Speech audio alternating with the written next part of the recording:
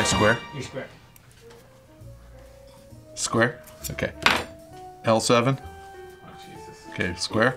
Okay, we have a question from Twitter from one of our favorites, at Amiable Akuma. Hey, Pack and Rohan baby. Pack and Rohan's baby? What? Try that one. Make a graphic of that one. Quick predictions on success of the upcoming new Bungie, Respawn, and Insomniac titles. Bungie has never sold fewer than 8 million units of any game they've made on Xbox only. So my guess is a multi-platform title would do about 12. It probably won't if it is what I think it's going to be, which is single player only and a subscription-based multiplayer. If that's the case, cut those numbers in half, because I think you get kind of a backlash from gamers. But I think they'd be okay with selling 6 million and getting 2 or 3 million multiplayer subscribers for a couple of years before the next one comes out, and then building something. So that game is really tough to peg because I'm not sure the format of the game. Respawn, the Infinity Ward guys, the old Respawn guys, never sold anything, I think, in the last 7 or 8 years, fewer than about 15 million units. Now that was Call of Duty. Respawn probably isn't going to have that kind of success out of the gate. I'd say 8 million easy, and I'd say 10 or 12 if it's a great game, and 15 or 16 if it's a phenomenal game.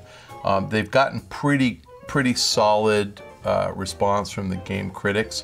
Game critics like these guys. There's a lot to like. They're very talented developers. If they do, some type of military or space shooter, I'd say, low teens is likely. If they do something that's a departure, if it's an MMO or something, then obviously it'll sell fewer units. I don't know what the Respawn game's going to be. I understand some kind of a space shooter, but you never know. Insomniac, that game's coming out soon. That's Fuse. My guess is those guys have never sold fewer than 3 million on PlayStation only. So one would think 5 kind of right off the bat. Fuse looks kind of interesting. It's kind of a co-op model game, but you can play single player and the other players are, AI. Sort of like playing Left 4 Dead, which was co-op, but you could have played single player. They haven't really made a game, to my recollection, that was that style. So that might not work. I like those guys. I think they're super talented.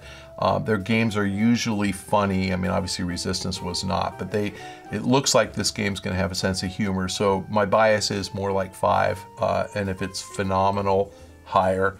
They tend to get, mid to high 80s on their games. And again, if this thing's in the 90s, it sells better. If it's in the low 80s or the 70s, it sells fewer. But let's see. That'll be the first one, and we'll see how it does.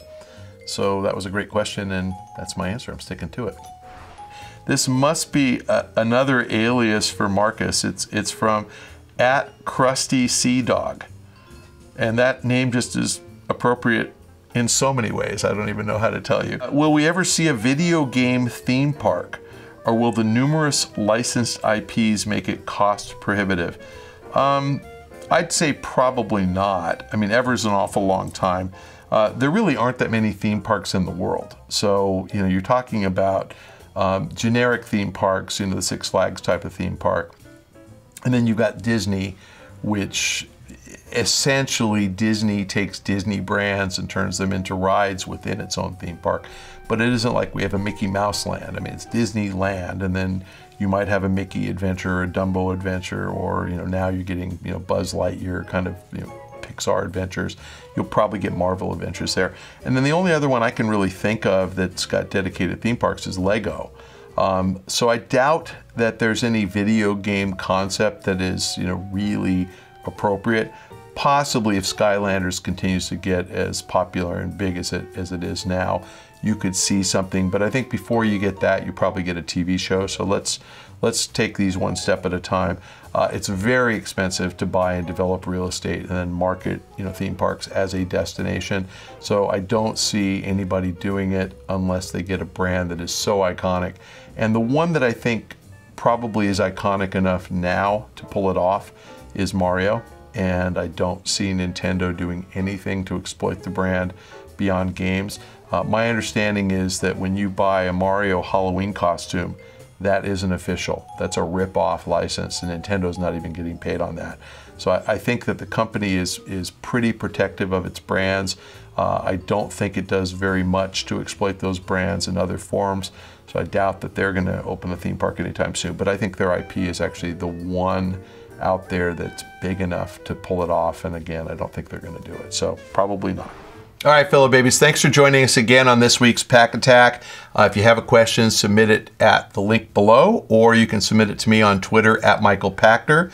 And you have to copy at Rohan Likes Pants, because not only does he select all the questions, but he is a whore for Twitter followers, and he really, really likes pants.